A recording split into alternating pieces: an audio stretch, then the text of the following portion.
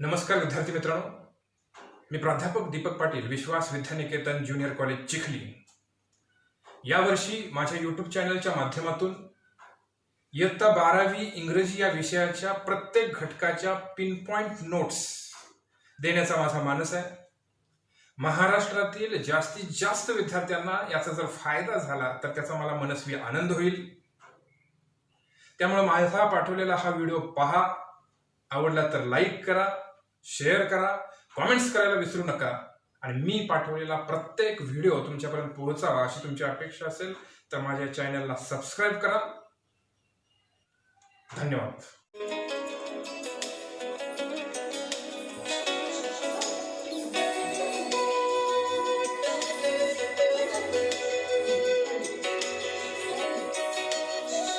नमस्कार विद्यार्थी मित्रांनो, मी प्राध्यापक दीपक पाटील, विश्वास विद्यानिकेतन ज्युनियर कॉलेज चिखली, तालुका शिराळा, जिल्हा सांगली.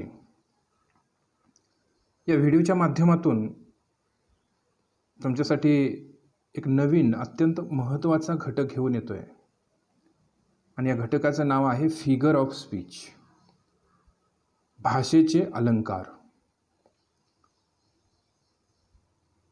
नवीन सिलेबसमध्ये तुमच्या टेक्स्टबुकमध्ये 8 पोएम्स इन्क्लूड केलेल्या आहेत. या 8ही कविता अभ्यास करत असताना त्यामध्ये जे कोणते फिगर ऑफ स्पीच तुम्हाला पाहायला मिळतील ते समजून घेण्यासाठी, ते शोधण्यासाठी हा व्हिडिओ तुम्हाला अत्यंत उपयोगी पडणार आहे आणि त्यामुळं हा व्हिडिओ तुम्ही शेवटपर्यंत पाहावा असं मला वाटतं. तर चला बघूया हा video, figure of speech. Figure of speech म्हणजे काय? तर भाषेचे अलंकार, words or phrases that makes our language beautiful, effective and impressive, known as figure of speech. Figure of speech are important part of poetry. They are used to express something different from ordinary meaning of words. They may also be used in prose. काव्याची भाषा सौंदर्यपूर्ण, प्रभावी, कल्पनारम्य करण्यासाठी भाषेचा अलंकाराचा वापर केला जातो. म्हणजे विद्यार्थी मित्रांनो पहा, as we decorate our body with the help of different ornaments, poet also decorates his poem with the help of different words, phrases etcetera. Those words or phrases are nothing but the ornaments of language. They are called as figure of speech. म्हणजे की जसं आपण आपलं शरीर सुशोभित करण्यासाठी विविध दागिन्यांचा वापर करतो, त्याच पद्धतीनं आपली भाषा सुशोभित करण्यासाठी, आपली कविता सुशोभित करण्यासाठी कवी विविध शब्दसमूह यांचा वापर करतो आणि हे शब्दसमूह त्या भाषेचे दुसरे तिसरे काही नसू अलंकार असतात, ज्याच्यामुळे ती भाषा दिसायला सुंदर दिसते. त्यालाच फिगर ऑफ स्पीच किंवा भाषेचे अलंकार असं म्हटलं जातं. म्हणजे आता भाषेचे अलंकार म्हणजे काय, ही संकल्पना तुमच्या मनामध्ये परफेक्ट झालेली असेल. एक भाषेचे अलंकार आता आपण या ठिकाणी पाहणार आहोत. तर पहिला भाषेचा अलंकार आहे सिमिली. मराठीमध्ये त्याला उपमा अलंकार असं म्हटलं जातं. When two unlike things are compared using word as, like or so, the figure of speech is called simile. निदान एखाद्या बाबतीमध्ये साम्य असणाऱ्या दोन भिन्न गोष्टींमध्ये लाईक, ॲज अथवा सो यासारख्या शब्दांचा वापर करून तुलना केलेली असते, तेव्हा होणाऱ्या भाषेच्या अलंकारास सिमिली किंवा उपमा अलंकार असे म्हणतात. आता याची उदाहरणं बघूयात. विद्यार्थी मित्र हो, ज्यावेळी मी फिगर ऑफ स्पीच सांगेल त्यावेळी उदाहरण पाहताना अतिशय बारकाईने पहा, कारण उदाहरणाच्या माध्यमातून तो फिगर ऑफ स्पीच समजून घेण्यासाठी अत्यंत चांगली मदत होत असते. आता पहा, पहिल्या उदाहरणामध्ये म्हटलं आहे his muscles wear as hard as a steel. बरोबर. कशाची तुलना कशाशी केलेली आहे बघा. इथं त्याच्या मसल्सची तुलना स्टीलशी केलेली आहे, म्हणजे स्नायूची तुलना लोखंडाशी केलेली आहे. आता मसलचा एक गुणधर्म आहे आणि स्टीलचा एक गुणधर्म आहे. लोखंड जे आहे ते टणक असतं, कठीण असतं. त्या पद्धतीनं त्याचे मसल टणक आहेत, कठीण आहेत असं सांगायचं आहे. म्हणजे मसलच्या काठिण्याची तुलना ही लोखंडाच्या काठिण्याशी किंवा टणकपणाशी केलेली आहे आणि त्याच्यासाठी ॲज हा शब्द वापरलेला आहे. आणि म्हणून या वाक्यामध्ये सिमिली म्हणजेच उपमा अलंकार झालेला आपल्याला बघायला मिळतो. आणखी एक उदाहरण दिलेलं आहे बघा. Great Khali looks as strong as ox. आता खली एक बॉडी बिल्डर आहे, तुम्हाला सर्वांना माहिती आहे. आता हा खली त्याचा मजबूतपणा आणि बैलाचा मजबूतपणा याची तुलना केलेली आपल्याला बघायला मिळते. म्हणजे खली जो आहे तो बैलासारखा मजबूत वाटतो, बैलासारखा मजबूत दिसतो असं या ठिकाणी म्हटलेलं आहे. म्हणजे खलीच्या मजबूतपणाची तुलना बैलाच्या मजबूतपणाशी केलेली आहे आणि त्यासाठी ॲज हा शब्द वापरलेला आहे. आता इथं दोन्ही उदाहरण ॲजची झाली. आणखीन एक उदाहरण तुम्हाला सांगतो. My shirt's colour is like red rose. इथं बघा, लाईक ह्या शब्दानं तुलना केलेली आहे. कशाची तुलना कशाशी केलेली आहे? माझ्या शर्टच्या रंगाची तुलना तांबड्या रंगाच्या गुलाबाशी केलेली आहे. म्हणजे आता शर्ट आणि गुलाब या दोन्ही गोष्टी भिन्न आहेत, परंतु किमान एखाद्या बाबतीमध्ये त्याच्यामध्ये साम्य आहे. ते कोणतं साम्य आहे? तर शर्टचा रंग आणि गुलाबाच्या फुलाचा रंग या दोन्हीच्या रंगामध्ये साम्य आहे आणि ते रंगातलं साम्य सांगण्यासाठी लाईक हा शब्द वापरलेला आहे. आणि म्हणून या ठिकाणी सिमिली किंवा उपमा अलंकार झालेला बघायला मिळतो. म्हणजे आता उपमा अलंकार म्हणजे काय तुमच्या लक्षात आला असेल. कवितेमध्ये एखादी ओळ आली तर त्या ठिकाणी ॲज किंवा लाईक किंवा सो असे शब्द आलेले असतात आणि तुलना केलेली असते. याच्यावरून हा अलंकार ओळखणं सोपं आहे.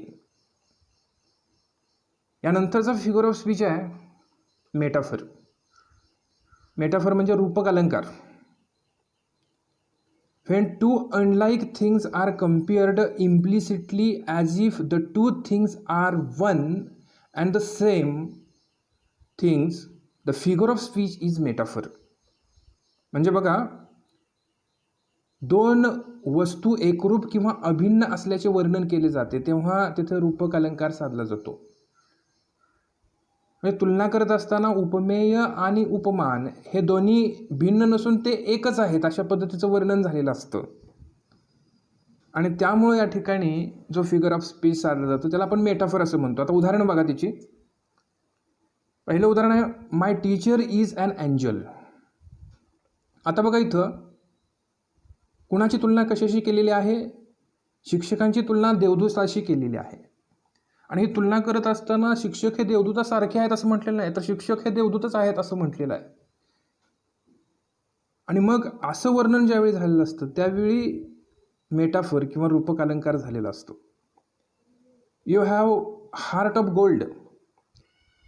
म्हणजे या ठिकाणी तुझं हृदय हे सोन्याचंच आहे असं म्हटलेलं आहे. तुझं हृदय सोन्यासारखं आहे असं म्हटलेलं नाही. खरं तर आपलं हृदय सोन्याचं असू शकतं का?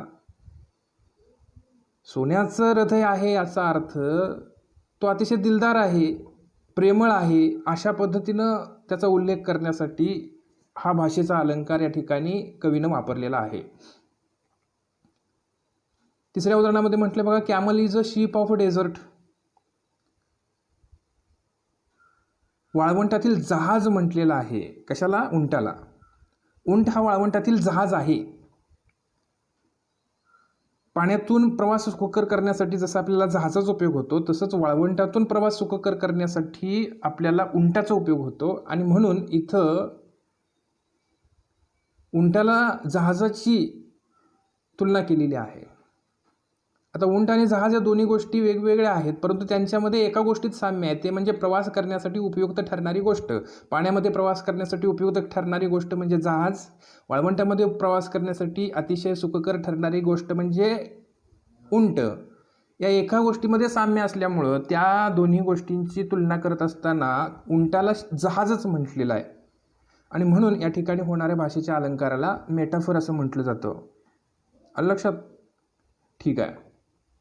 तर आपण मग पुढचा फिगर ऑफ स्पीच बघूया. पुढचा फिगर ऑफ स्पीच आहे पर्सोनिफिकेशन. आता पर्सोनिफिकेशन म्हणजे चेतना गुणोक्ती अलंकार. When a non-living thing is compared to person in respect to some quality, the figure of speech is a personification. म्हणजेच काय बघा, या अलंकारामध्ये निर्जीव वस्तू सजीव आहेत असे किंवा प्राणी, कीटक, वनस्पती, पक्षी यांच्या ठिकाणी मानवी गुणधर्म आहेत असे दर्शवलेले असते. आता बघा, याची उदाहरणं तुम्हाला खाली दिलेली आहेत. पहिल्या उदाहरणामध्ये म्हटलं आहे, the sun smiled and chased away the angry cloud. काय म्हटलेलं आहे बघा, सूर्य हसला आणि रागावलेल्या ढगाचा त्यानं पाठलाग सुरू केला. आता सूर्याचं हसणं, ढगाचं रागवणं या गोष्टी चेतना गुणोक्ती सांगणारे आहेत. किंवा सूर्य ढगांचा पाठलाग करतोय. आता ढग हे तसं निर्जीव वस्तू आहे आणि सूर्य हा एका जागेला स्थिर आहे, तो पाठलाग करू शकत नाही, परंतु या ठिकाणी सूर्य हा ढगाचा पाठलाग करतोय अशा पद्धतीचं वर्णन केलेलं आहे. दुसऱ्या उदाहरणामध्ये बघा, O tree, my dear tree, help me. कवी या ठिकाणी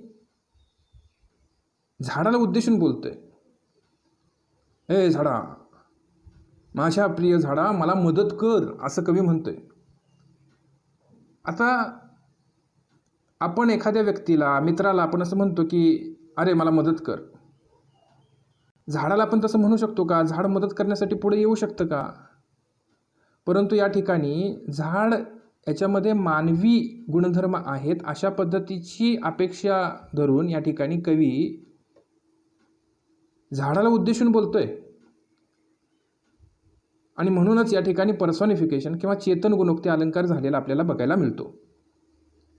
तिसऱ्या उदाहरणामध्ये बघा, stars dance in the sky. आता चांदण्या या डान्स करतात का?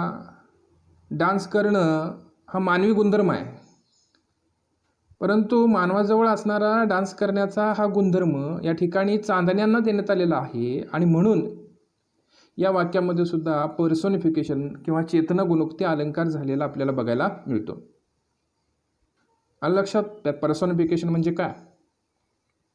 ठीक आहे. यानंतरचं फिगर ऑफ स्पीच आहे ॲपोस्ट्रोफ, परोक्ष संबोधन अलंकार.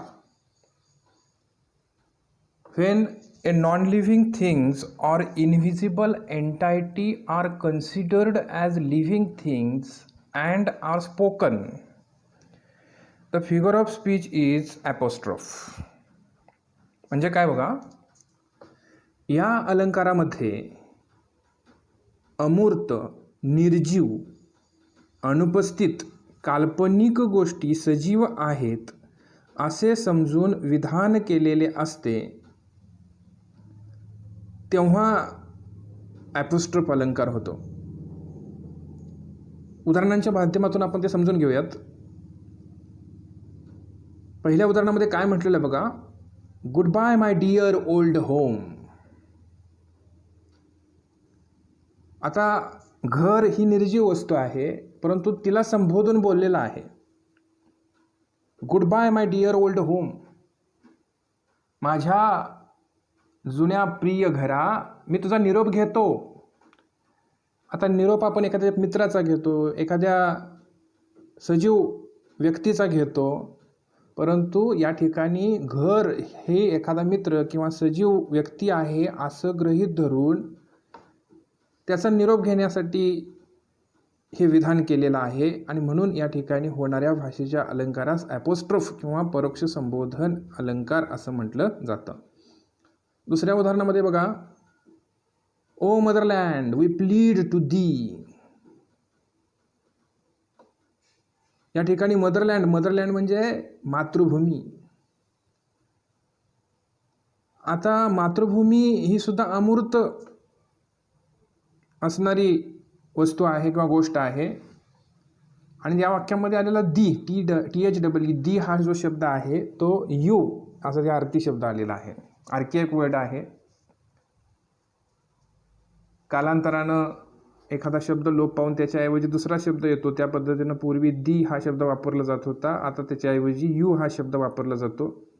ओ motherland we plead to the. हे मातृभूमी, आम्ही तुला प्लीड करतोय. म्हणजे बघा, या ठिकाणी मातृभूमीला तुम्ही प्लीड केलं म्हणून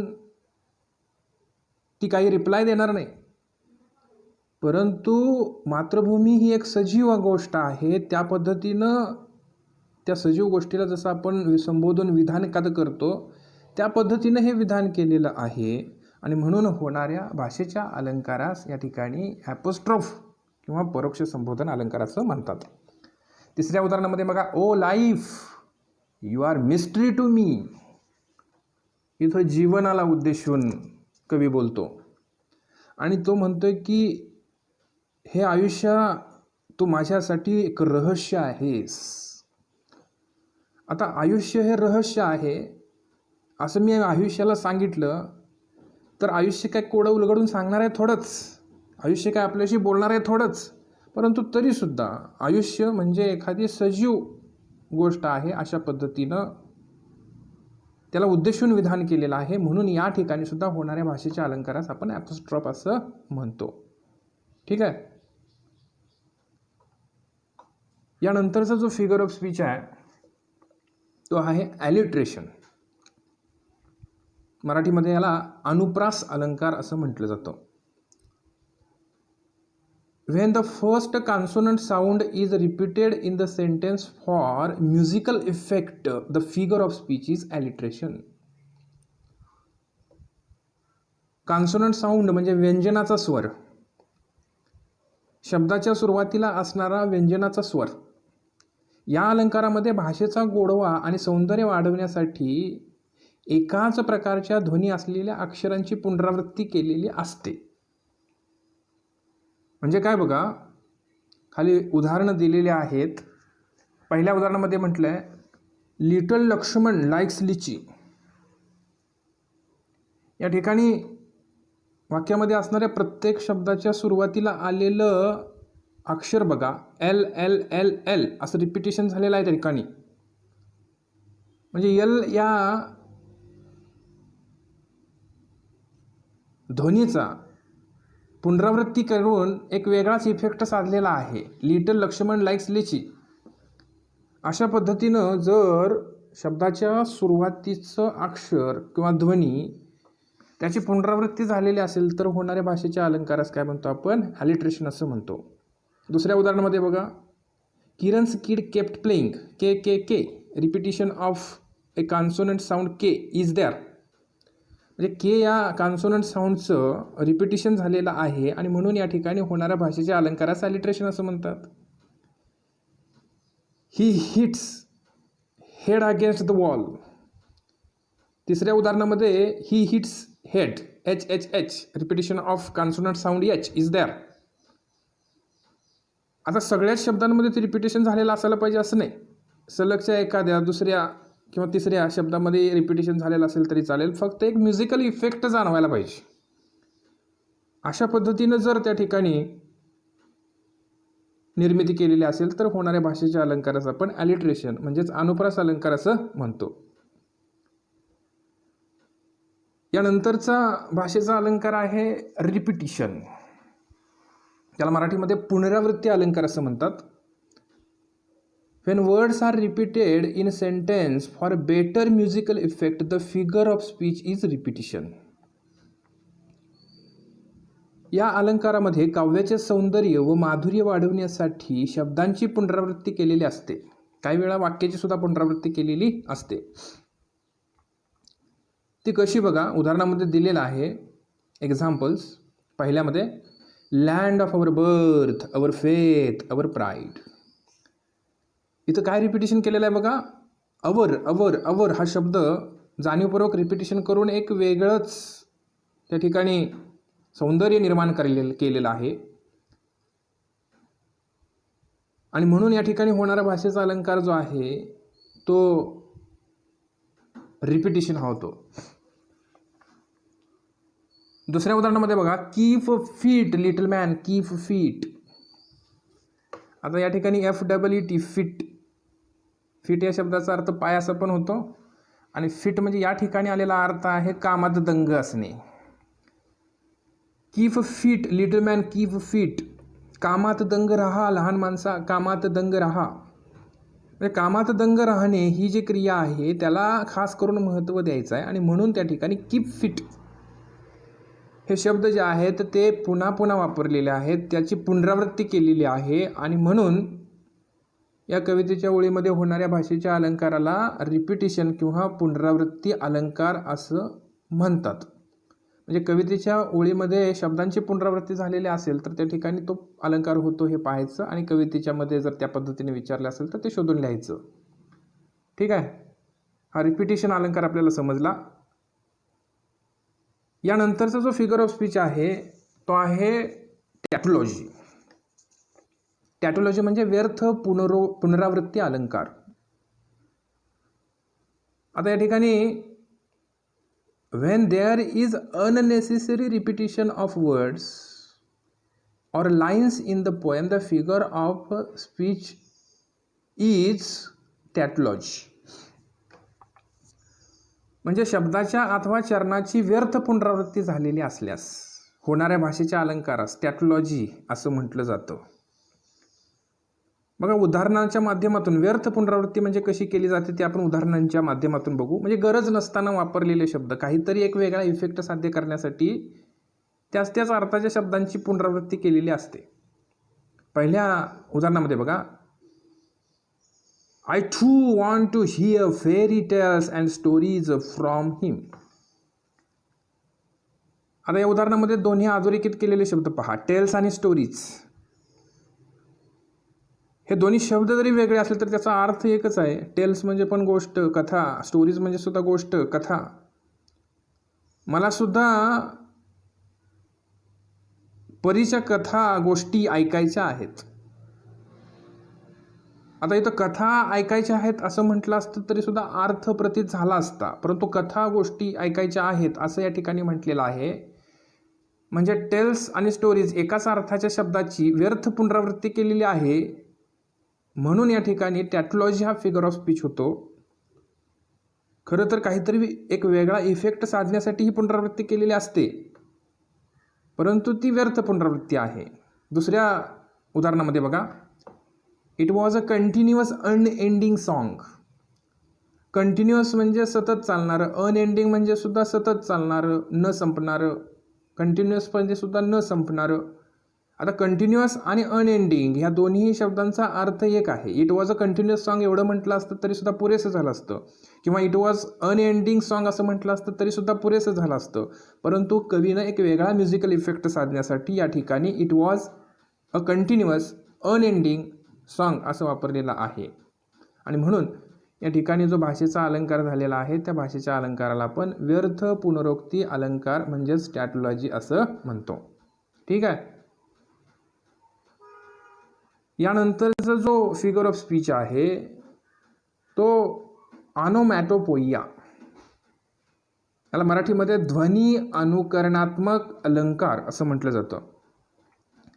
आता बघा, when the figure of speech refers to the words which contain similar sound to the sound they describe, it is called as onomatopoeia. म्हणजे बघा, या अलंकारामध्ये ध्वनीचे अनुकरण करणारे शब्द वापरलेले असतात. एखादा ध्वनी होतो, एखादा साऊंड होतो, त्याचा अनुकरण करणारे शब्द म्हणजे कसे बघा. आता खाली उदाहरणांच्या माध्यमातून ते आपण समजून घेऊयात. पहिल्या उदाहरणामध्ये द रसलिंग ऑफ लीव्ज असं म्हटलेलं आहे. आता रसल म्हणजे काय? सळसळ. द रसलिंग ऑफ लीव्ज म्हणजे पानांची सळसळ. वारा जोरानं व्हायला लागतो तेव्हा पानं हालायला लागतात आणि पानं हालायला लागल्यानंतर ज्यावेळी आवाज होतो तो सळसळ सळसळ सळ असा आवाज होतो. आणि म्हणून रसलिंग हा शब्द वारा आल्यानंतर पानांची हालचाल होते तेव्हा झालेल्या पानांच्या आवाजासाठी त्याच्या ध्वनीचं अनुकरण करणारा आहे. आणि म्हणून रसलिंग हा शब्द ऑनोमॅटोपोइक वर्ड आहे. आणि म्हणून या कवितेच्या ओळीमध्ये झालेल्या भाषेच्या अलंकारास ऑनोमॅटोपोएया म्हणजे ध्वनी अनुकरणात्मक अलंकार असं म्हटलं जातं. दुसऱ्या उदाहरणामध्ये बघा, दे विस्पर लाईक ड्रिझल्स. आता विस्पर या शब्दाचा अर्थ पुटपुटणे, लहान आवाजात बोलणे असा होतो. लाईक ड्रिझल्स, ड्रिझल्स म्हणजे रिमझिम पाऊस पडत असतो त्यावेळी जो रिमझिम पावसाचा आवाज होतो ना त्याला ड्रिझल्स असं म्हटलं जातं. म्हणजे बारीक रिमझिम रिमझिम रिमझिम असा पाऊस पडत असतो, त्या बारीक बारीक पावसाचा आवाज रिमझिम रिमझिम असा येतो ना, आणि म्हणून त्याला ड्रिझल असं म्हटलं. ड्रिझल हा शब्द जो आहे ना तो बारीक पाऊस पडत असताना बाहेर होणाऱ्या आवाजाच्या अनुकरण करणाऱ्या शब्दासाठी हा वापरलेला, अनुकरण करणारा हा शब्द आहे. आणि म्हणून विस्पर, विस्पर म्हणजे पुटपुट पुटपुट असं जे आपण बोलतो ना ते बोलण्याची पुटपुट म्हणजे बारीक आवाजात बोलणं. म्हणजे हे दोन्ही शब्द विस्पर आणि ड्रिझल हे दोन्ही शब्द या ओळीमध्ये ध्वनीचं अनुकरण करण्यासाठी वापरण्यात आलेले शब्द आहेत. ह्या ओळीमध्ये येतात. आणि म्हणून या ठिकाणी होणाऱ्या भाषेच्या अलंकाराला ऑनोमॅटोपोएया म्हणजे ध्वनी अनुकरणात्मक अलंकार असं म्हणतात. ठीक आहे, आलं लक्षात तुमच्या? मग आपण पुढचा फिगर ऑफ स्पीच बघूयात. पुढचा फिगर ऑफ स्पीच आहे ट्रान्सफर्ड इपिथेट. त्याला मराठीमध्ये म्हणतात परावर्तित गुणविशेष अलंकार. आता परावर्तित गुणविशेष अलंकार म्हणजे काय? when the adjective is transferred from its rightful noun to the another in the sentence, the figure of speech is a transferred epithet. Now the word epithet means adjective. बघा काय म्हटलेलं आहे. इपिथेट शब्दाचा अर्थ विशेषण असं होतं. या अलंकारामध्ये एखाद्या विशिष्ट नामासाठी वापरले जाणारे विशेषण दुसऱ्याच कोणत्या तरी नामाच्या संदर्भात वापरलेले असते. विशेषण म्हणजे काय? तर नामाविषयीची ज्यादाची माहिती सांगणारा शब्द. बरेचसेच विशेषणं त्या नामासाठी ठरलेली असतात. एखादं विशेषण एखाद्या नामाच्या बाबतीमध्ये येऊ शकत नाही, परंतु तरीसुद्धा ते जाणीवपूर्वक त्या नामासाठी वापरलं जातं. ते कसं बघा, उदाहरणाच्या माध्यमातून आपण ते बघूया.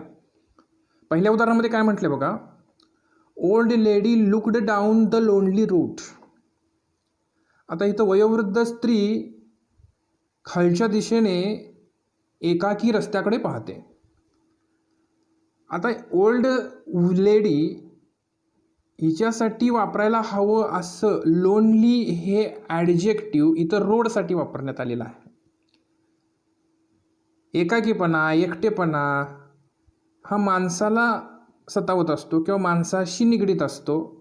आणि म्हणून त्याच्यासाठी ज्यादाची माहिती देणारं ते ॲडजेक्टिव्ह आहे. ओल्ड लेडी ही एकाकी असते आणि म्हणून तिच्यासाठी वापरण्यात येणारं हे ॲडजेक्टिव्ह आहे. परंतु तिच्याऐवजी ते रस्त्याला देण्यात आलेलं आहे, एकाकी रस्ता असं. आणि म्हणून या ओळीमध्ये ओल्ड लेडीला वापरण्यात येणारं ॲडजेक्टिव्ह त्याच्याऐवजी रोडसाठी वापरण्यात आलेलं आहे. म्हणजे ओल्ड लेडीचं ॲडजेक्टिव्ह हे ट्रान्सफर केलेलं आहे रोडसाठी आणि म्हणून परावर्तित झालेलं आहे ते. म्हणून इथं जे फिगर ऑफ स्पीच आपल्याला बघायला मिळतो तो ट्रान्सफर्ड इपिथेट म्हणजेच परावर्तित गुणविशेष अलंकार असं त्याला म्हटलं जातं. आता इथं बघा दुसऱ्या उदाहरणामध्ये काय म्हटलेलं आहे, द प्लॉगमॅन वॉकड ऑन विअरी रोड. आता प्लॉगमॅन म्हणजे काय, तर नांगरधारी माणूस म्हणजे शेतकरी याच्यासाठी वापरलेला हा शब्द आहे. वॉकड ऑन विअरी रोड, विअरी म्हणजे दमलेला भागलेला. आता शेतकरी शेतामध्ये दिवसभर काम करून दमला भागलेला असतो, त्यामुळं विअरी प्लॉगमॅन हे कन्स्ट्रक्शन योग्य आहे. म्हणजे प्लॉगमॅनसाठी विअरी हे विशेषण वापरलं तर ते योग्य आहे. परंतु प्लॉगमॅनच्या ऐवजी रोडसाठी, दमला भागलेला रोड. आता रोड कसा दमेल, रोड कसा दमछाक झालेला असेल त्याची, तो काय पळतो, तो जाग्यावरच असणार आहे. तर दमछाक कोणाची झालेली असणार आहे, दमलेला कोण असणार आहे, तर प्लॉगमॅन असणार आहे. परंतु प्लॉगमॅनच्या ऐवजी त्याच्यासाठी वापरण्यात यावं असं ॲडजेक्टिव्ह ते रोडसाठी वापरलेलं आहे. आणि म्हणून या ठिकाणी होणाऱ्या भाषेच्या अलंकारास आपण काय म्हणतो, ट्रान्सफर्ड इफिथेट. म्हणजे एका नाऊनसाठी वापरण्यात येणारं ॲडजेक्टिव्ह हे दुसऱ्या नामासाठी परावर्तित झालेलं असतं. ठीक आहे. तर यानंतरचा फिगर ऑफ स्पीच आपण या ठिकाणी बघणार आहे, अँथिथेसिस. अँथिथेसिस म्हणजे विरोधालंकार. विरोधालंकार म्हणजे काय बघा, when opposite words or ideas are used in the same sentence the figure of speech is antithesis. म्हणजे कवितेच्या एकाच ओळीमध्ये विरोधी संकल्पना किंवा विरोधी शब्द वापरलेले असतात. या अलंकारामध्ये एकाच वाक्यामध्ये दोन परस्पर विरोधी अर्थाच्या विचार, वस्तू किंवा शब्द यांचा वापर करून विधान प्रभावी बनवलेले असते. आता हे कसं, उदाहरणांच्या माध्यमातून आपण बघूयात. I don't know whether to love him or to hate. आता या कवितेच्या ओळीमध्ये to love and to hate हे एकमेकाच्या विरोधी असणारे शब्द आलेले आहेत. पण मला समजतच नाही की त्याच्यावरती प्रेम करावं की त्याचा तिरस्कार करावा. प्रेम करणे आणि तिरस्कार करणे या दोन्हीही शब्दांचा अर्थ एकमेकाच्या विरोधात येतो आणि एक विरोधात आल्यामुळे एक वेगळ्या पद्धतीचा इफेक्ट त्या वाक्याला मिळालेला असतो. आणि म्हणून या ठिकाणी होणाऱ्या भाषेच्या अलंकाराला अँथिथेसिस असं म्हणतात. दुसऱ्या उदाहरणामध्ये बघा, सी कम्स अँड गोज. ती येते आणि जाते. येणे आणि जाणे एकमेकाच्या विरोधी असणारे शब्द आहेत. म्हणजे वाक्याच्या एकाच वाक्यामध्ये विरोधी अर्थी शब्द वापरून या ठिकाणी एक वेगळाच इफेक्ट साधण्याचा प्रयत्न केलेला असतो. आणि त्यामुळं होणाऱ्या भाषेच्या अलंकाराचं आपण काय म्हणतो, अँथिथेसिस म्हणजेच विरोधालंकार. ठीक आहे, आलं लक्षात. आता यानंतरचा फिगर ऑफ स्पीच आहे क्लायमॅक्स. क्लायमॅक्सला मराठीमध्ये सार अथवा रसोत्कर्ष अलंकार असं म्हटलं जातं. आता त्याची व्याख्या बघा, when ideas or words are arranged in ascending order of its importance, the figure of speech is climax. Ascending म्हणजे चढत्या क्रमाने. या अलंकारामध्ये काही कल्पना अथवा शब्द त्यांच्या महत्त्वानुसार चढत्या क्रमाने मांडून उत्कर्ष अथवा परमोच्च परिणाम साधलेला असतो. म्हणजे कवितेच्या ओळीमध्ये आयडिया ज्या आहेत त्या त्यांच्या महत्त्वानुसार चढत्या क्रमाने मांडलेल्या असतात. आता ते कसं, ते उदाहरणाच्या माध्यमातून बघूया. पहिल्या उदाहरणामध्ये काय म्हटलंय बघा, he is my friend, my adviser, my inspiration.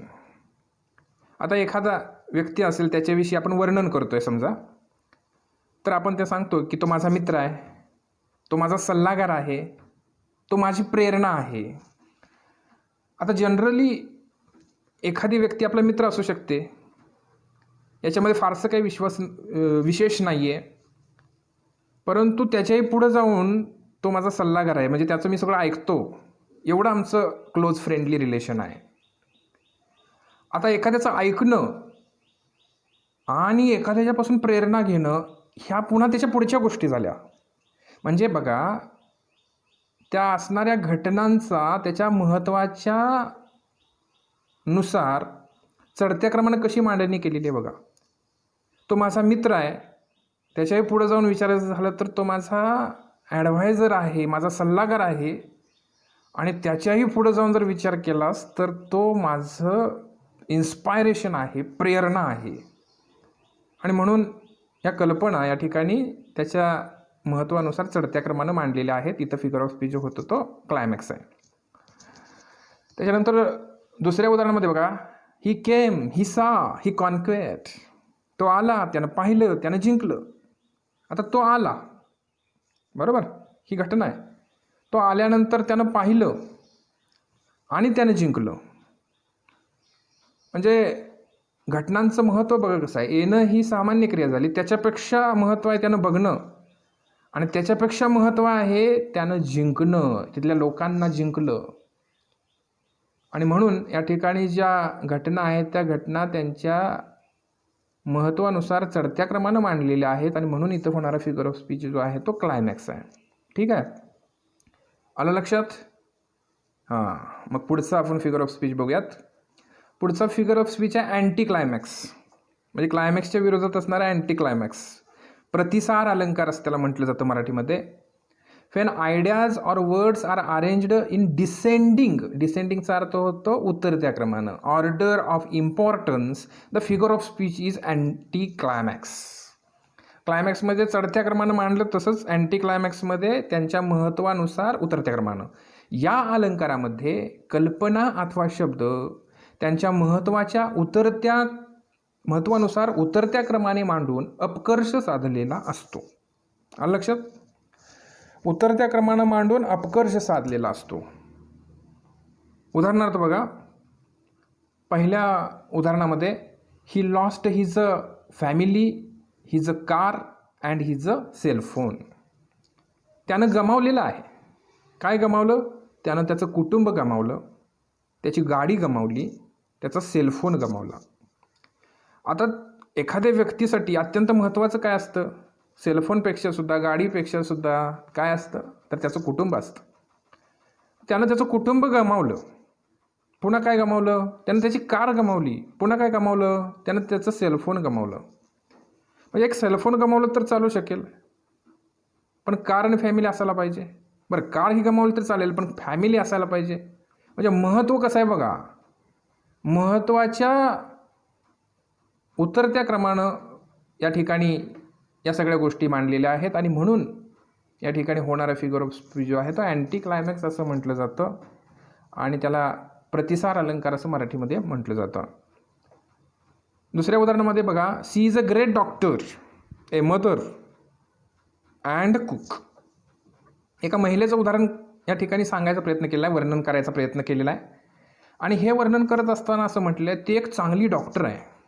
आता सगळ्याच महिला असतात, परंतु चांगली डॉक्टर असणं हे एक वैशिष्ट्य आहे. ए मदर अँड कुक, चांगल्या कुक बऱ्याच महिला असू शकतील, चांगल्या आई पण बऱ्याच महिला असू शकतील, पण चांगल्या डॉक्टर असणं हे सुद्धा एक वैशिष्ट्य आहे.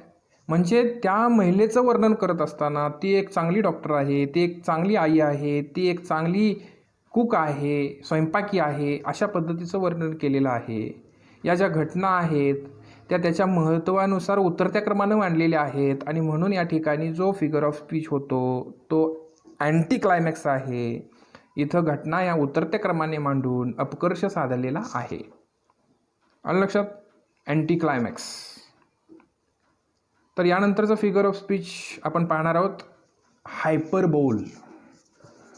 हायपरबोल म्हणजे अतिशयोक्ती अलंकार. When the statement is overstated or exaggerated for better effect, the figure of speech is hyperbole. म्हणजे एखादं वाक्य हे अतिशयोक्तीपूर्वक फुगवून सांगितलेलं असतं. या अलंकारामध्ये एखादी कल्पना, विचार किंवा घटना अतिशयोक्तीपूर्ण अधिक फुगवून सांगितलेली असते. आता काय म्हटलेलं आहे बघा, उदाहरणांच्या माध्यमातून आपण या ठिकाणी समजून घेऊयात. एक्झाम्पल्स. पहिल्या उदाहरणामध्ये काय म्हटलं बघा, I loved Ophelia, 40,000 brothers could not with all their quantity of love make up the sum. शेक्सपियरचं अत्यंत गाजलेलं नाटक हॅमलेट याच्यामध्ये असणारं हे वाक्य आहे. त्याच्यामध्ये असणारा तो हिरो जो आहे तो ऑफिलियावरती प्रेम करतो, आणि तो सांगतोय की आय लव्ड ऑफिलिया, मी ऑफिलियावरती प्रेम करतो. पण मी ऑफिलियावरती जे प्रेम करतो ते खूप आहे, प्रचंड आहे, हे सांगण्यासाठी त्यानं पुढच्या काही शब्दांचा वापर केलेला आहे. तो काय म्हणतोय बघा, 40,000 brothers could not with all their quantity of love make up the sum. तिचे जरी 40,000 भाऊ आले आणि त्यांच्या सगळ्यांचं तिच्याविषयीचं असणारं प्रेम, त्या प्रेमाची जरी बेरीज केली तरी त्या प्रेमाची बेरीज माझ्या प्रेमाच्या बरोबरीनं होऊ शकत नाही. आता ही अतिशयोक्तीच आहे. 40,000 लोकांनी एक भावाचं प्रेम त्या बहिणीला ज्या पद्धतीनं त्यांनी केलं, त्या सगळ्यांची बेरीज जरी केली तरीसुद्धा ती माझ्या प्रेमाची बरोबरी करू शकत नाही, असं या ठिकाणी त्या हिरोला म्हणायचं आहे. खरं तर त्याला माझं तिच्यावरती खूप प्रेम आहे असंच म्हणायचं आहे, पण ते सांगत असताना ती गोष्ट त्यानं वाजवीपेक्षा फुगवून सांगितलेली आहे, अतिशयोक्ती करून सांगितलेली आहे. आणि म्हणून या ठिकाणी होणाऱ्या भाषेच्या अलंकारास आपण हायपरबोल किंवा अतिशयोक्ती अलंकार असं म्हणतो. त्याच्यानंतर आणखीन एक उदाहरण या ठिकाणी, दुसरं उदाहरण बघा. 10,000 saw I at a glance daffodils. ही वसवची असणारी कविता आहे, त्या कवितेमध्ये असणारं ही सेंटेन्स आहे. 10,000 saw I at a glance. तो रानमाळामध्ये गेल्यानंतर त्याला डॅफोडिल्सची फुलं बघायला मिळतात आणि त्यानंतर ते प्रेरित होऊन त्यानं ती कविता लिहिलेली आहे, अशी त्याला पार्श्वभूमी आहे. तो असं म्हणतोय की तिनं 10,000 saw I at a glance. एका कटाक्षामध्ये मला 10,000 डॅफोडिल्सची फुलं दिसली. आता कवीनं काय ती फुलं मोजली का? एका कटाक्षामध्ये त्याला भरपूर फुलं दिसली हे मान्य आहे. मग कदाचित ती 10,000पेक्षा कमी असू शकतील, 10,000पेक्षा जास्तसुद्धा असू शकतील. मग परफेक्ट 10,000च कसं काय म्हणू शकतो तो? एका सेकंदामध्ये, एका कटाक्षामध्ये एवढी 10,000 फुलं त्यानं मोजली का? म्हणजे एखादी गोष्ट सांगत असताना ती अतिशय फुगवून सांगितली जाते, अतिशयोक्ती करून सांगितली जाते, तेव्हा होणाऱ्या भाषेच्या अलंकाराला आपण हायपरबोल असं म्हणतो. या दोन्ही उदाहरणामध्ये वाजवीपेक्षा जास्त फुगवून सांगितलेल्या गोष्टी आणि यामुळं त्याच्यामध्ये हायपरबोल किंवा अतिशयोक्ती अलंकार झालेला आपल्याला बघायला मिळतो. ठीक आहे, म्हणजे हायपरबोल ही कन्सेप्ट तुमच्या लक्षात आलेली असेल. त्यामुळे आता पुढचा फिगर ऑफ स्पीच आपण बघूयात. पुढचा फिगर ऑफ स्पीच आहे इन्व्हर्जन, ज्याला व्युत्क्रम अलंकार असं म्हटलं जातं. व्युत्क्रम अलंकार म्हणजे काय बघा, when the words in the sentence are not in a correct prose order, the figure of speech is inversion. म्हणजे एखाद्या ओळीमध्ये असणारे शब्द हे वाक्याचं जे संरचना असते त्या संरचनेला धरून नसतात. म्हणजे व्याकरणदृष्ट्या ती संरचना चुकीची असते. या अलंकारामध्ये काव्यात्मक परिणाम साधण्यासाठी नेहमीच्या वाक्यातील शब्दांच्या क्रमात बदल केलेला असतो. म्हणजे इंग्रजीमध्ये subject plus verb plus O हे वाक्याचं कन्स्ट्रक्शन असतं. परंतु कवीनं काहीतरी काव्यात्मक परिणाम साधण्यासाठी ऑब्जेक्ट, वर्ब, सब्जेक्ट अशा पद्धतीनं बदल केलेला असतो. ग्रामॅटिकली तो करेक्ट नसतो, ग्राह्य मानला जात नाही, परंतु कवीला तेवढी मुभा असते. कवीनं लिहिलेल्या त्या गोष्टी मान्य केल्या जातात आणि त्याला मग इन्व्हर्शन किंवा व्युत्क्रम अलंकार असं म्हटलं जातं. उदाहरणांच्या माध्यमातून ते स्पष्ट करून बघूयात. बघा, खाली उदाहरण दिलेलं आहे. पहिलं उदाहरण काय म्हटलेलं आहे, अप वेंट द बलून. फुगा उंच गेला असं म्हणायचं आहे. कदाचित त्याला यमक वगैरे जुळवायचं असतं म्हणून त्यानं त्याच्यामध्ये त्या पद्धतीनं बदल केलेला असतो. खरी वाक्य संरचना कशी आहे, द बलून वेंट अप अशी वाक्य संरचना योग्य आहे. The balloon subject, went verb आणि अप हे ऑब्जेक्ट, या पद्धतीनं ही वाक्यरचना योग्य आहे. सॉरी, ऑब्जेक्ट नाही, ॲडव्हर्बियल. पण या ठिकाणी